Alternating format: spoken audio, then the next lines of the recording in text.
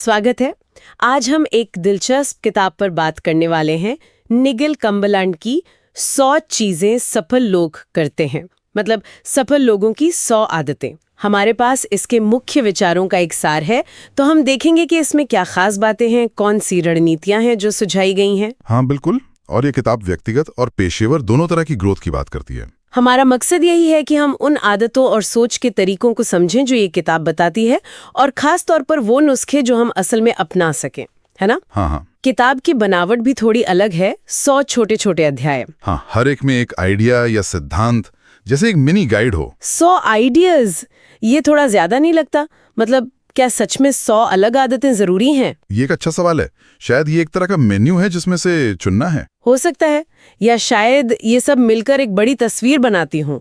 ठीक है, तो चलिए शुरू करते हैं, देखते हैं इसमें क्या है। शायद बुनियाद से शुरू करें, मानसिकता से। बिल्कुल। हाँ, किताब की शुरुआत यहीं से होती है।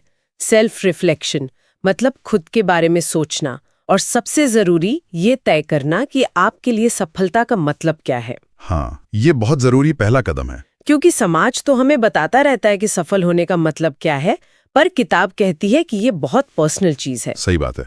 और फिर आते हैं स्मार्ट लक्ष्य, स्पेसिफिक, मेजरेबल, वो सब। हाँ, यानी लक्ष्य साफ हों, नापे जा सकें, हासिल करने लायक हों, वगैरह वगैरह। ये एक ढांचा देता है, सिर्फ इच्छा रखने से ज्यादा।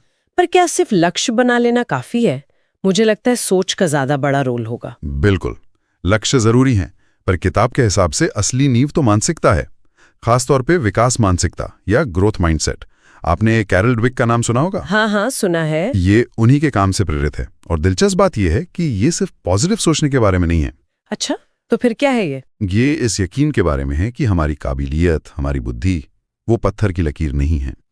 हम मेहनत से, सही तरीकों से, दूसरों से सीखकर बेहतर बन सकते हैं। स्रोत के मुताबिक ये सोच इसलिए जरूरी है क्योंकि तभी हम मुश्किलों को सीखने का मौका मानते हैं, उन्हें अपनी कमी का सबूत नहीं। हाँ, ये बात तो है। अगर हम मानेंगे ही नहीं कि हम बदल सकते हैं, तो फिर कोशिश क्यों करेंगे? बिल्कुल। और जब चीजें मुश्किल होती हैं, तब यही सोच हमें आगे बढ़ाती है। ये बाकी की 99 आदतों को अपनाने का बेस तैयार करती है। सही है। तो इस ग्रोथ माइंडसेट के बाद किताब किस चीज पर जोर देती है? अक्सर लोग मोटिवेशन के पीछे भागते हैं कि आज मोटिवेशन नहीं है तो कुछ नहीं कर सकते। हाँ, और यही किताब एक बहुत ही, क्या कहते हैं, प्रैक्टिकल रास्ता दिखाती है। वो कहती है कि बड़े मोटिवेशनल झटकों का इंतजार करने के बजाय छोटी, दोहराने लायक आदतों पर फोकस करो। अच्छा, मतलब छोटी छोटी आदतें। हाँ, हम सोचते हैं कि कुछ बड़ा करने के लिए बहुत ज्यादा मोटिवेशन चाहिए, पर मोटिवेशन तो आता जाता रहता है ना? बिल्कुल, कभी होता है, कभी नहीं। तो किताब कहती है कि असली बदलाव छोटी, लगातार की जाने वाली आदतों से आता है। धीरे धीरे वो हमारे व्यवहार का हिस्सा बन जाती हैं। ये तो काफी दिलचस्प है। मतलब बड़े काम के लिए बड़े मोटिवेशन का इंतजार मत करो, छोटे कदम उठाते रहो। एग्जैक्टली। लेकिन ये रोजमर्रा की आदतें बनाना कैसे?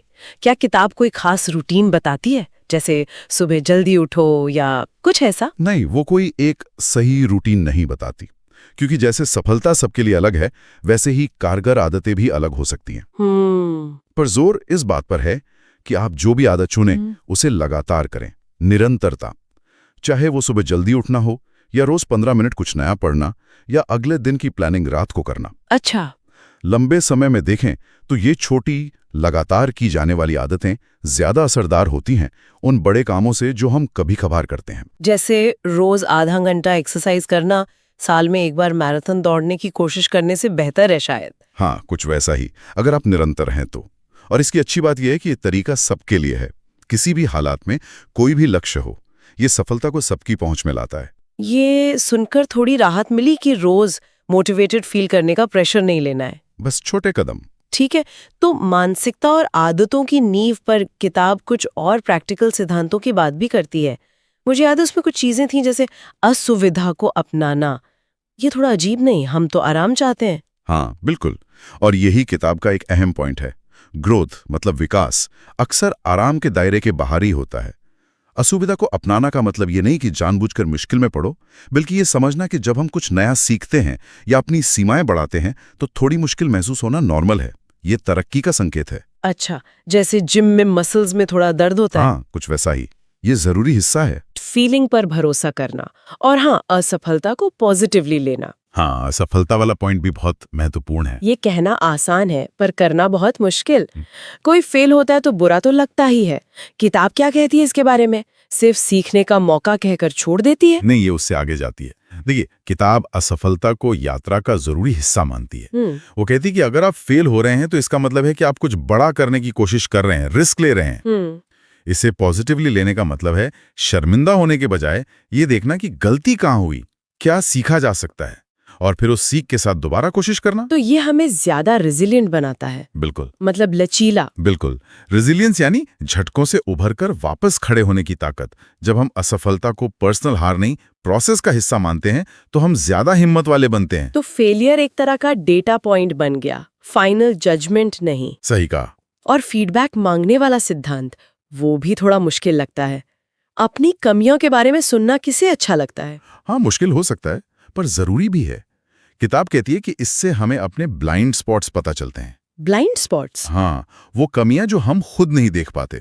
दूसरों से, मतलब सहकर्मियों से, मेंटर्स से, दोस्तों से अगर हम सही तरीके से फीडबैक मांगे तो हमें बहुत कुछ पता चल सकता है। जरूरी यह है कि उसे पर्सनल अटैक न समझें, सुधार का मौका समझें। हाँ, ये फिर से ग्रोथ माइंडसेट से जुड़ गया। बिल्कुल, ये सारे सिद्धांत आपस में जुड़े हैं, एक दूसरे को सपोर्ट करते हैं। ये समझ आ रहा है कि ये सिद्धांत कैसे लचीलापन और विकास में मदद करते हैं। और लचीलेपन की बात चली है तो किताब भावनात्मक भलाई, मतलब इमोशनल वेलबींग पर भी ध्यान देती है।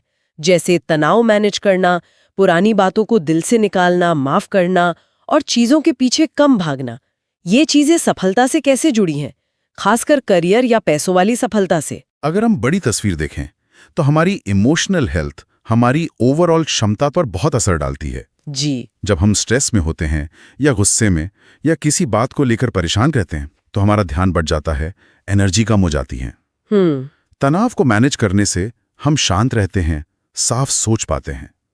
पुरानी नाराजगी पालकर रखना या माफ ना करना, किताब के हिसाब से ये खुद को तकलीफ देने जैसा है। ये हमें अतीत में उलझाए रखता है। तो माफ करने का मतलब है कि हम वो बोझ अब और नहीं उठाना चाहते। हाँ, बिल्कुल। ये नहीं कि जो हुआ वो सही था, पर ये कि हम अब उस बोझ से आजाद होना चाहते हैं। तो जाने देना एक तरह से भविष्य के लिए जगह बनाना है। एग्जैक्टली। लचीलेपन के लिए ये जरूरी है। ये हमें अतीत से बंधने नहीं देता। हम आज में जी पाते हैं, नई चीजों को अपना पाते हैं। और वैसे ही भौतिकवाद कम करने का मतलब ये नहीं कि गरीब बन जाओ, बल्कि ये समझना कि असली खुशी अंदर से आती है, बाहर की चीजों से उतनी नहीं। अच्छा, जब हम कम चीजों में खुश रहना सीखते हैं तो बाहरी दबावों और असफलताओं का हम पर कम असर होता है। एक शांत मन चुनौतियों का सामना बेहतर तरीके से कर सकता है।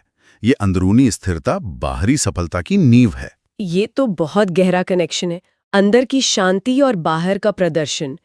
अब बाहरी दुनिया की बात करें तो किताब सोशल स्किल्स पर भी जोर देती है, जैसे कॉन्फिडेंस बनाना, ज्यादा पसंद किया जाना, मतलब भरोसेमंद बनना, टॉक्सिक लोगों या माहौल से दूर रहना और नेटवर्किंग।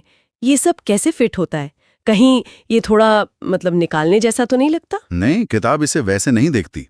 वो इसे सच्चे रिश्ते बनाने और एक दूसरे की मदद करने के नजरिए से देखती है। देखिए, कोई भी बड़ी सफलता अकेले तो मिलती नहीं है ना। हाँ, ये तो है। आत्मविश्वास जरूरी है ताकि हम अपनी बात रख सकें, मौके पकड़ सकें, जरूरत पड़ने पर ना कह सकें। पसंद किए जाने का मतलब है कि लोग आपके साथ काम करना चाहें, आपकी मदद करना चाहें। इससे सहयोग मिलता है। और टॉक्सिक लोगों से दूर रहना? वो तो बहुत जरूरी है अपनी मेंटल एनर्जी बचाने के लिए। अगर आप नेगेटिविटी से घिरे हैं तो अपने लक्ष्यों पर फोकस कैसे करेंगे? सही बात है। और नेटवर्किंग, ये शब्द सुनते ही थोड़ा फॉर्मल सा लगता है। किताब इसे सिर्फ बिजनेस कार्ड इकट्ठा करना नहीं मानती है। ये अच्छे रिश्ते बनाने, दूसरों की मदद करने और जरूरत पड़ने पर मदद मांगने की कला है। एक अच्छा नेटवर्क हमें नए आइडियाज, मौके, जानकारी दे सकता है। ये दो तरफा रास्ता है। आप जितना देते हैं उतना पाते हैं। तो ये सिर्फ क्या करना है ये नहीं, बल्कि कैसे दूसरों के साथ मिलकर करना है ये भी जरूरी है। बिल्कुल।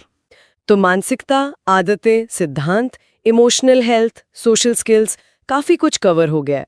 और आखिर में किताब कहती है कि लगातार सीखते रहो, नियमित रूप से सोचो कि क्या सही चल रहा है, हमेशा स्टूडेंट बने रहो और बदलाव के साथ ढलते रहो। इसका क्या मतलब है? क्या सफलता की कोई मंजिल ही नहीं है? बिल्कुल सही समझा आपने। किताब का यही मैसेज है। सफलता एक सफर है, कोई फाइनल डेस्टिनेशन नहीं। दुनिया बदल रही है, टेक्नोलॉजी, मार्केट, सब कुछ। जो कल काम करता था जरूरी नहीं आज भी करे। हाँ, ये तो है। इसलिए रेलेवेंट बने रहने के लिए लगातार सीखना और बदलना जरूरी है। सेल्फ रिफ्लेक्शन से पता चलता है कि हमारी आदतें और तरीके अब भी सही हैं या नहीं। लाइफ लॉन्ग स्टूडेंट बने रहने का मतलब है नया सीखने को हमेशा तैयार रहना और बदलाव को अपनाना। एडेप्टेबिलिटी, ये तो आज शायद सबसे जरूरी स्किल है। ये सब मिलकर पक्का करते हैं कि सफलता सिर्फ मिले नहीं बल्कि बनी भी रहे। हमने किताब के आइडियाज पर तो बात की, पर इसकी बनावट पर वापस आते हैं। ये जो 100 छोटे छोटे चैप्टर है, हर एक के साथ एक छोटा सा अभ्यास, ये पढ़ने वाले के लिए कैसे काम करता है? ये इसकी एक बड़ी खूबी है। इससे किताब बोझल नहीं लगती। आप चाहें तो शुरू से आखिर तक पढ़ें या फिर अपनी जरूरत के हिसाब से कोई भी चैप्टर उठा लें। अच्छा, जैसे अगर किसी को कॉन्फिडेंस पर काम करना है तो सीधा उस चैप्टर पर जा सकता है? हाँ बिल्कुल। और हर चैप्टर के अंत में जो छोटा सा अभ्यास है वो उस आइडिया को तुरंत आजमाने का मौका देता है। तो ये सिर्फ पढ़ने की नहीं, करने की चीज बन जाती है। हाँ, इससे बार बार देखना भी आसान हो जाता होगा। बिल्कुल, एक टूल किट की तरह जिसे आप जरूरत के हिसाब से इस्तेमाल करें। और लेखक के बारे में कुछ बताइए, निगेल कम्बरलैंड। क्या उनका बैकग्राउंड इस सलाह को वजन देता है? हाँ, ये जानना जरूरी है। वो कोई सिर्फ थ्योरी बताने वाले एकेडमिक नहीं है। वो एक अनुभवी एग्जीक्यूटिव कोच हैं, लीडरशिप डेवलपमेंट पर काम करते हैं। उन्होंने दुनिया भर में बड़ी कंपनियों के सीनियर लोगों के साथ काम किया है। अच्छा। तो उनकी सलाह उनके असल दुनिया के तजुर्बे पर आधारित है, जिसे उन्होंने रिसर्च के साथ मिलाया है। इससे किताब की बातें ज्यादा प्रैक्टिकल और जमीनी लगती हैं। ये वो तरीके हैं जो असल में काम करते देखे गए हैं। तो कुल मिलाकर ऐसा लगता है कि किताब का मेन मैसेज ये है कि सफलता कोई रहस्य नहीं है या सिर्फ किस्मत वालों के लिए नहीं है। ये छोटी छोटी आदतों, सही सोच और लगातार कोशिशों का नतीजा है। हाँ बिल्कुल, ये सफलता को एक तरह से सबके लिए मुमकिन बनाती है। ये इसे सबकी पहुंच में लाती है। और शायद सबसे अहम बात है कि ये एक्शन लेने पर जोर देती है। ये सिर्फ बताती नहीं कि क्या सोचें, बल्कि क्या करें। हर आइडिया के साथ जुड़ा अभ्यास इसे तुरंत लागू करने लायक बनाता है। तो सुनने वालों के लिए एक सीधा संदेश ये हो सकता है, आज ही इन 100 आदतों में से कोई एक चुनें जो सबसे ज्यादा जरूरी या आसान लगे और बस उसे करना शुरू करें। हाँ, शायद स्मार्ट लक्ष्य बनाना या कोई छोटी सी नई आदत जोड़ना या किसी से फीडबैक मांगना। बिल्कुल, वो पहला छोटा कदम उठाना ही अक्सर सबसे मुश्किल होता है, पर शुरुआत वहीं से होती है। ये एक बढ़िया प्रैक्टिकल सुझाव है। तो ये थी हमारी चर्चा निगेल कम्बरलैंड की सफल लोगों की 100 आदतें पर। हमने मानसिकता से लेकर आदतों, सिद्धांतों, इमोशनल हेल्थ, सोशल स्किल्स और निरंतर सीखने तक की बात की। और हाँ, इस पूरी चर्चा के बाद एक ख्याल आता है जो किताब के मूल आइडिया से ही जुड़ा है। किताब इस बात पर बहुत जोर देती है कि आप अपनी सफलता को खुद परिभाषित करें। हाँ, ये शुरू में ही था। तो इसे ध्यान में रखते हुए क्या ऐसा हो सकता है कि सबसे जरूरी आदत या स्किल सिर्फ इन 100 चीजों को करना ही नहीं है, बल्कि लगातार ईमानदारी से खुद से ये पूछना है कि बाहरी उम्मीदों और दबावों के बीच मेरे लिए सफलता का असली मतलब क्या है? ये तो बहुत गहरा सवाल है। शायद ये सेल्फ अवेयरनेस, अपने असली मूल्यों के प्रति सच्चा रहना, यही अपने आप में सबसे बड़ी सफलता हो, जिसके आधार पर बाकी सब बनता है। ये एक सवाल है जिस पर सोचा जा सकता है।